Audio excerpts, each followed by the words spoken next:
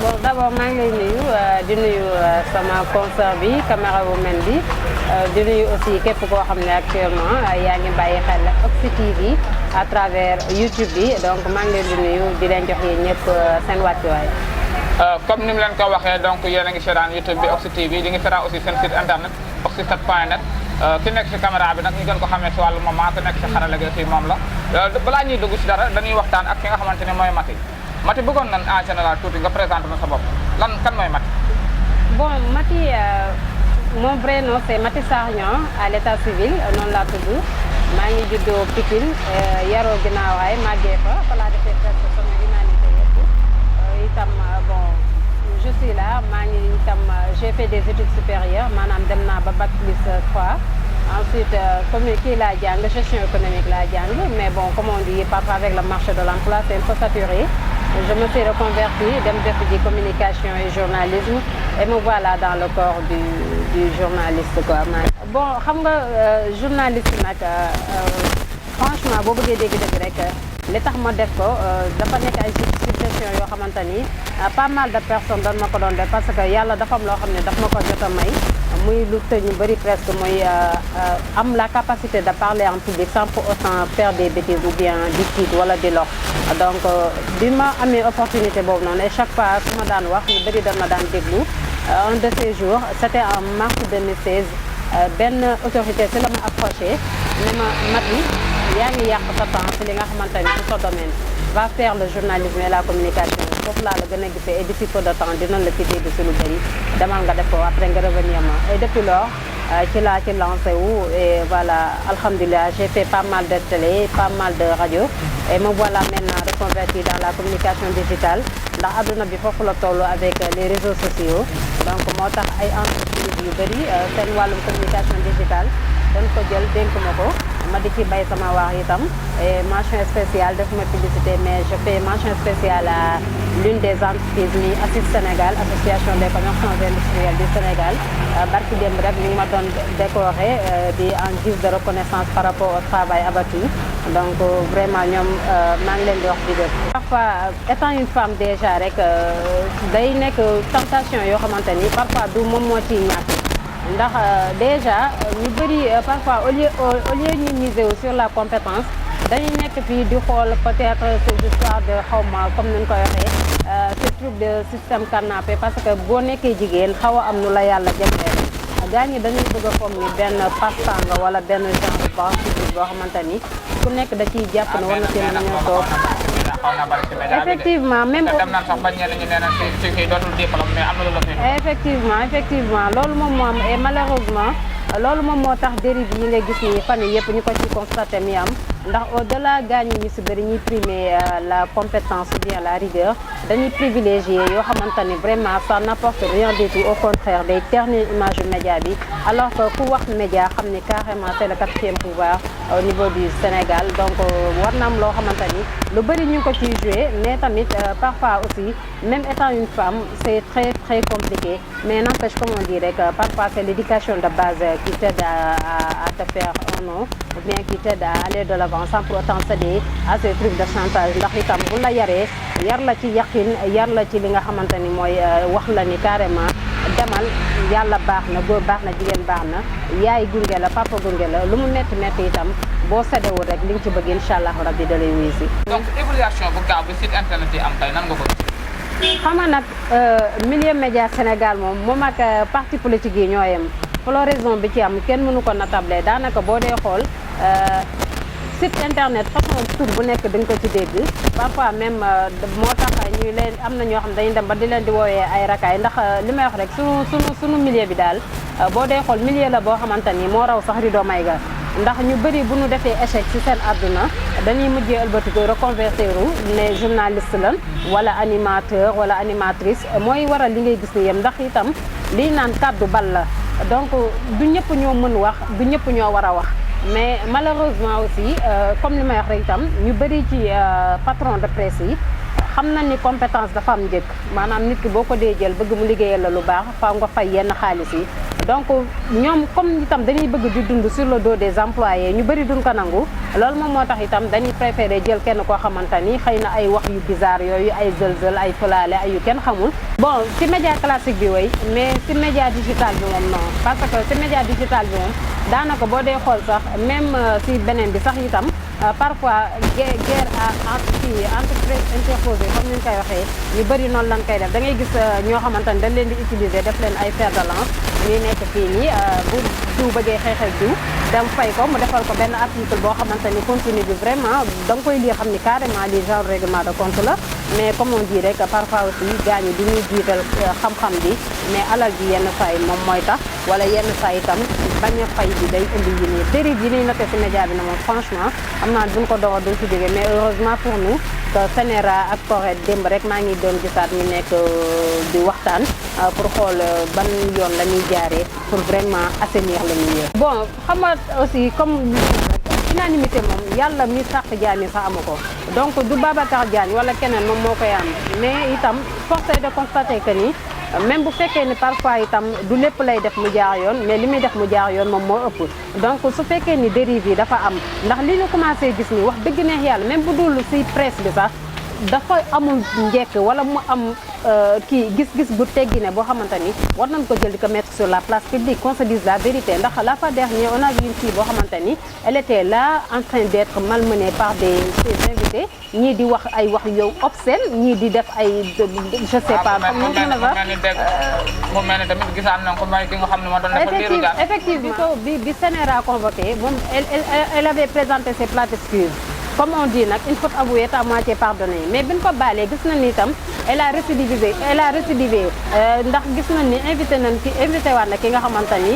c'est un comique mën naa ko woowee noonu je veux même pas passer par le nom muy di koy nekk foofu ne itam à travers plateau télé mu koy palper di def ay kenn xamul xam nga yooyu tamit bu demee ñun mag ñi nga xam ne ñoo war a donner le bon exemple aux enfants bu fekkee ñun ñooy def loolu xale bu ñu ko gisee dañuy jàpp ne peut-être lii mooy lu baax lii mooy lu jaar yoon donc moo tax ma ne même au-delà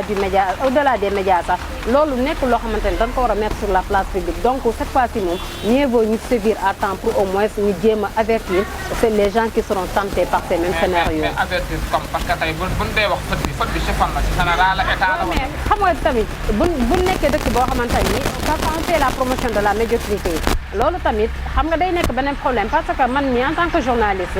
j'ai été une fois déployée par une radio de la place ma demoon doon couvrir lancement bus rapide transit bi BRT bi mais bi ma demee y a un gars boo xamante ni bon on l'appelle ces temps-ci le sénateur de la République xaw ma xam nga il n'est pas journaliste mais moom bi mu ñëwee accréditation yi dañ ko jox 2 à 3 mu takk permettre ko muy accéder si loge bi nga xamante ne fan lañ jagleel président de la République ñun les journalistes parce que moom mooy Sénégal voilà waaw mais ñun journaliste ñun ñi nga xam ne ay journalistes de formation lan ba pare nekk ñoo xam ne dañu déployer pour ñu dem def bi suñu mission on n'avait même pas ces privilèges là donc le mal est beaucoup plus profond que de ce qu'on peut imaginer. est-ce que ñooñu ñu doxalee noonu yaakaar nga ni ñooñu koy ñoo mën a defar réew ñoo mën a defar suñu média bi. moo tax nag ma wax la xam nga li ñuy foog ak mbir mi dafa xóot coow li dafa xóot mais au moins yi nga xamante ni c'est tolérable maanaam loo xam ne xel mën na ko nangu ñu bàyyi ni jàll mais am na yoo xamante ni c'est tellement flagrant que ni vraiment waxuma la sax presse bi mais bàyyi ñu koy wane ci wàllum internet ak leneen sax moo dul yoon si dëkk boo xamante ni vraiment am na suñu ay valeur am na au moins suñu ay am na suñu ay éducation yoo xamante ni permettre ñu war a di jël di doxale ak di waxale yenn yi. bon ki yor chaîne YouTube bi ak ki yor site internet bi kooku dafa nekk si monde digital bi. ki yor télévision yor rajo kooku dafa nekk ci monde. mais est-ce que ki yor YouTube moom presse la. effectivement presse la parce que bëri na presse yoo xamante ni kii presse en ligne yoo xamante ni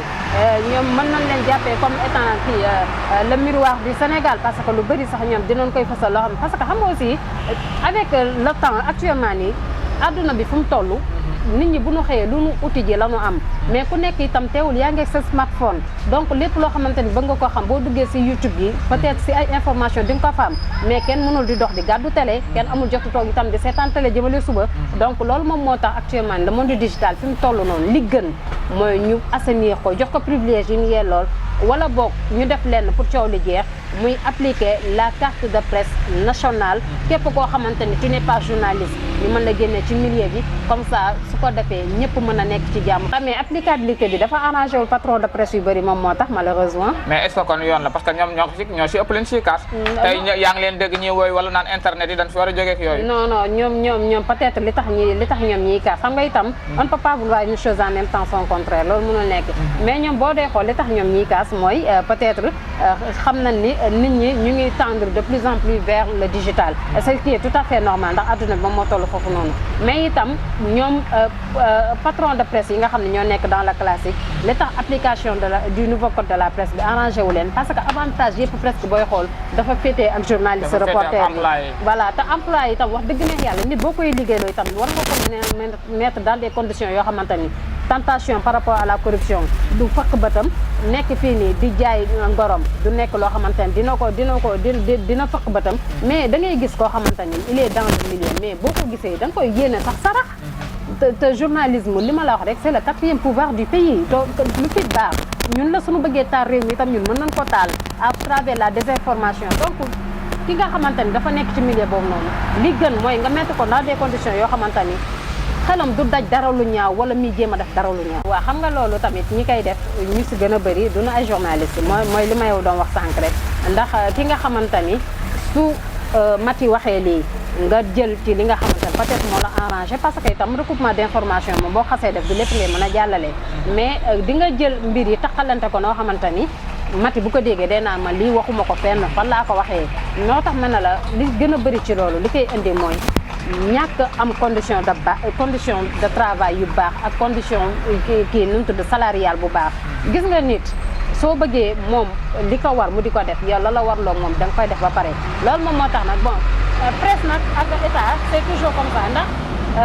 ku nekk itam boo sañoon sa lu baax rek lan lay waneel ca li nga xam ne mooy safaan wa kenn du la ko waneel malheureusement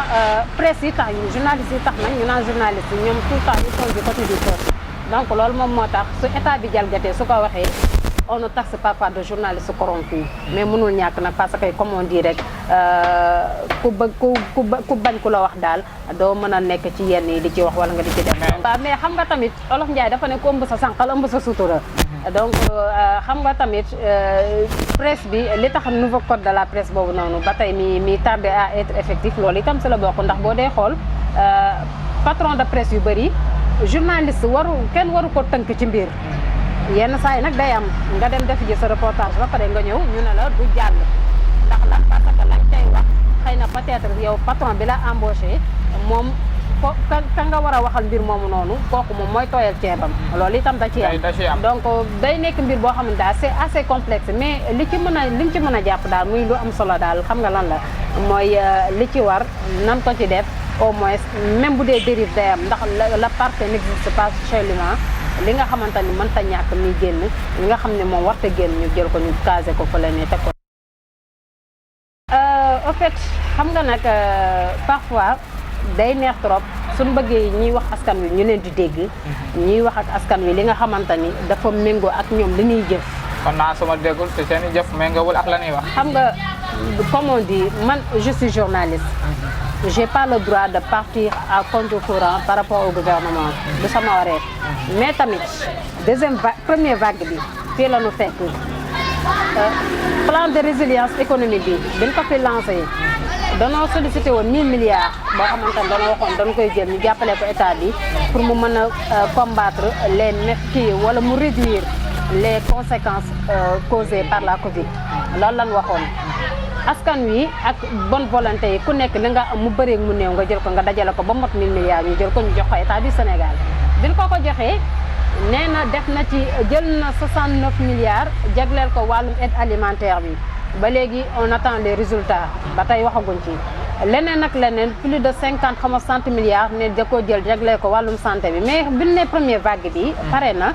ban ne commencé naa wàññeeku xam nga événement yu bëri itam jàll nañ fi yoo xamante ni événement yooyu rek waroon na mën bu doon deuxième vague de contamination dafa am comme ni ñu koy waxee ni ñoom si loolu noonu rek lan waroon sukkandiku mais deuxième vague bi commencé na temps parce que on se rappelle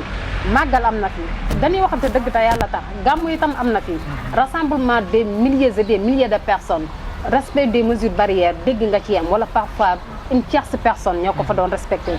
15 jours après il y a aucune contamination il y a pas eu d'explosion de cas mais à la surprise générale ñu toogaat ba benn temps nii rek ñu waxaat ñu ni Covid ñëwaat na deuxième vague bi commencé na alors que avant deuxième vague bi nii on se rappelle aussi même au-delà des populations ñoom autorités yi am na ñoo xam ne tenir nañ fi ay meeting def fi ay rassemblement politique def fi lu leen neex sans respect des mesures barrières def fi seen bain de foule def lu leen neex respect des mesures barrières defuñu ci dara mais pourquoi su dee ñoom la ça pose pas problème alors que si c'est la population ça pose problème mais xam nga moo tax le ministre Samba Sy le ministre du travail bi ma demee keroog assemblée nationale dégg ko mu ne ay durant la période de la Covid aucun employé n'a été remercié et que les salaires ont été payés à temps man je me suis dit que peut-être moom administration publique moo ko tax di wax mais bu fekkee dans le domaine privé man j'ai connu des gens yoo xamante ni ils n'ont pas été seen salaire on les a pas réduit wàññiwuñ seen salaire on n'a pas réduit leur salaire à 110%. Ils ont été tout bonnement remerciés ñu toog seen kër alors que état bi lu jëm ci wàllum taxe yeeg impôt yëpp daf leen koo teggil pour permettre leen au moins ñu jëm ñoom ñu mën a am si lu nu basé wu wana sukkandiku pour mën a yor seen emploi mais malheureusement ils n'ont pas respecté le pacte respecté wuñ ko alors que ñoom suivi bi ci war du ci am léegi nag bu fekkee nag ñoom dañoo bëgg askan wi di leen déggal ci ay kàddu ñoom la leen warloog askan wi da nga koy def mais itam nit ko mënoo ko ne rester chez vous la distanciation physique port du masque ak xaw ma lan ak lan y a de ces choses yoo xamante ni franchement comme Olof Ndiaye ni ñu koy waxee rek booy digle cangaay day fekk nga set ba pare mënoo def sa bain de foule di def say rassemblement di doxalee lu la neex yow en tant que autorité alors que si c'est le citoyen lambda soit nga jël ko police ñoo fekk foofu jàpp ko wala mu amande ko mi fay à 3000 te ministre da nga koy gis muy dox wala ministre nga gis ko muy def kii prise de parole en public du takk masque du ko teg sax sous le manteau nga xam ne kii bu paree du koy jël pour takk ko comme masque ba yaa moom rien de tout ça mais yow daal le Sénégalais lambda daal c'est tout le temps lui qui doit payer le prix dafa mel ni Covid 19 bi moom baadoole yee ko moom en tout cas xaw ma baadoole yee ko moom xaw ma Richard yee ko moom mais man Maty Sarr bon je dis pas que si ça n'existe pas mais ak promiscuité bi ñuy dundee ñun sénégalais yi ak ñun li ñu nekkee nii ni ñuy dem lante di ko dikkalante nii ndax la pauvreté ak ndax itam bëgg loo xamante ni parfois il était difficile te nit mën ta toog di xool njabootam muy dee wala muy souffrir si la Covid était là nous tous sénégalais on allait mourir peut-être nag am na ndax ñoom ñoo ko wax mais man franchement mënuma cee basé wu parce que depuis lors j'ai pas vu une seule personne contaminée j'ai pas vu ni de cas contact ni de cas communautaire encore moins de cas importés couvre-feu bi moom gars ñi ñoo koy wax ni rek ñoom ñoo koy mais je pense pas que ni dina am lenn mën naa la ko wax Pikine 16 communes la Pikine fii ñëpp a xamante bu ma la xamul itam xam naa ku la xam 16 communes la département bi c'est le Sénégal en miniature lépp loo bëgg a xam mën nga ko xam fii nii mais ça fait depuis le début de la pandémie jusqu'à nos jours chaque jour bu ñu boolew ci cas communautaire yi di nga dégg ñun bi ñu defee keroog décompte bi nee nañ ici à Pikine y a eu plus de 300 cas entre district bu Mbao ak xaw ma ban district mais depuis lors yow tu marches tu demandes personne ne te dira que ni man j'ai connu quelqu'un qui a la Covid waaw léegi nag franchement sénégalais nag moom bon peut-être que si sénégalaise moom moo tax benn jikko la na am mooy lu nu gisul suñu bët mënuñu koo gëm peut-être pour les esprits avertis ce n'était pas du tout surprenant ndax comme on dit yenn tekki-tekkaareel yi dafay am njëg te loolu depuis le début am na ñoo xam ne ñu ngi ko doon rumandaat mais itam xam nga ni naan nit ki si kàddoom nga koy mën a jàppee ndax si kàddoom nga koy mën a gëmee ndax bi élection présidentielle yi jàllee Idrissa Seck dafa na fi livre blanc avec sa coalition comme Idy 2019 ñu waxoon ne dafay am loo xamante ni ñu ngi koy reprocher président par rapport ak organisation élection présidentielle bi quelque temps après il est entré dans un mutisme total ay proches collaborateurs am suñ leen daan interroger à travers les télés et radios leen doon wax Idy n'a plus rien à dire parce que li mu waroon wax na ko pare et les Sénégalais ont décidé de choisir la continuité comme nag ñoom ñoo tenté la continuité ils n'ont pas assumé leur choix loolu moom nit ñi dañoo dem ba doon koo miir si nit ñi léegi nag suñ demee ba Macky Sall dissoudre un gouvernement c'est Macky 2 bi son premier gouvernement d'élaborer un nouveau gouvernement à la surprise générale ñu gis ni le président Idrissa Seck a été nommé par décret alors que quelque temps plus tôt mu ngi doon wax ni désormais li des ci carrière politique am li koy fal day jógee ci li nga xamante ni élection lay doon mais par la voix du peuple mais aucun décret ne fera plus de lui qui que soit waaw da ko voilà donc suñ demee nag ba mu waxoon lee dindi ko waxaat lii tamit li ñuy wax rek sëñ Abdou Lahad Mbacké radiyallahu anhu moo ko waxoon nee na góor dëgg soo ko bëggee jàpp da ngay xool ki nga xam ne ay waxi daaw méngoog naag jëfi renam léegi nag bu loolu amulee nag sénégalais yi lan daan wax rek lan ñuy waxati politiciens yi ñoom ñëpp a yem seen bopp lan fi nekkal fu seen ceeb di tooyee rek moom la ñuy xool donc ñu jàpp ci loolu rek. je pense pas parce que xam nga choix gouvernement bii nii pour koo xam ne am nga lecture politique da ngay xam ne carrément c'est un gouvernement boo xamante ni c'est un gouvernement typiquement politique. le nord ñu ngi ko jël Omar Sarr daal di fa jël itam ki nga xam ne mooy Aïssatou Tall Sall ñu jël ko ñu ak ña fa jotoon a nekk. ndax xam nga le nord déjà mën na noonu c'est un fief de à Macky Sall chaque élection moom dafay gagner à majorité donc ñooñu dañuy ñëw nekk fa des renforcements de capacité ñu jël leen ñu yóbbu leen foofu noonu léegi bu loolu weesoo ñu jël fi nga xamante ni moom mooy centre ouest bi ñu jël ki nga xam ne moom moo nekk Idrissa Seck itam ku ko xam ne élection itam Thiès moom daka daan gagné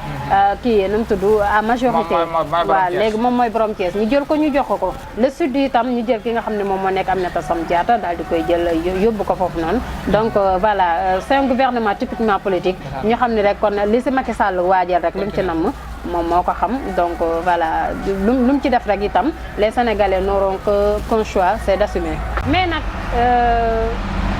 le cas de Alpha Condé xam naa moom ngay def allusion ak le cas de kii nii Alassane Dramane Ouattara mais je pense pas que Macky est comme ça ndax mais li tax doo ko pense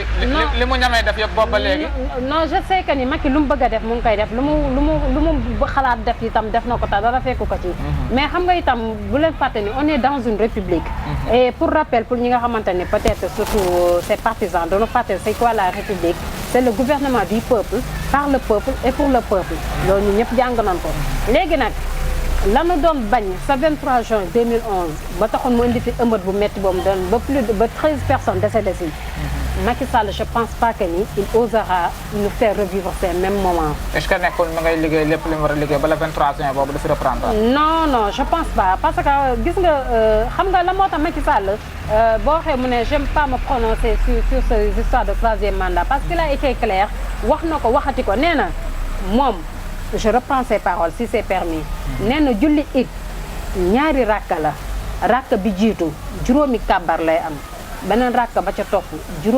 rakka bi jiitu juróom-ñaari kàbbar lay am rakka ba ca topp am juróomi kàbbar soo paree lan ngay def ñu ne toog seulement mu ne kon kay yaa xayti mu laa man jeexal naa bi mooy sama dernier mandat xam nga nag comme moom waxoon na ko dem ba jël ko référence si julli it kooku li ngay mën a def rek mooy jusqu'à preuve du contraire lui accorder le bénéfice du doute mais s'il veut forcer nag aussi disant que ces histoires de article 27 et que la constitution lui permet de faire un deuxième mandat parce que référendum 2016 bi dafa ne nul ne peut faire plus de 2 mandats consécutifs de 5 ans xam nga ces histoires de jeu de mots yooyu noonu parce que am na ñoo xam ni Macky Sall tant que mu ngi fii toog seen ceeb mu ngi tooy moo tax ñoom bu ñu sañoon Macky ba 2035 comme ni mu koy waxee moom la ñuy bëgg mais malheureusement nag le peuple est souverain et que le dernier mot lui revient. Bon, sama commune Guinaw Sud nag bon c'est une commune boo xamante ni malheureusement lu bëri loo xamante ni état bi da koy def du ko ci jël en compte mu nekk loo xamante ni daf may nekk trop. est-ce que nekkul lu seen maire nekk PDS moo waral. bon je pense pas parce que du question la parce que Ablaye Diop il était là-bas depuis 2001 te Macky Sall il a cheminé avec Wade de 2001 à 2008 il a cheminé avec Wade foog man loolu la mais. banlieue de nature moom moo bindee noonu projet état yu bëri bu ko état bi dee def du xool étude d'impact bi déjà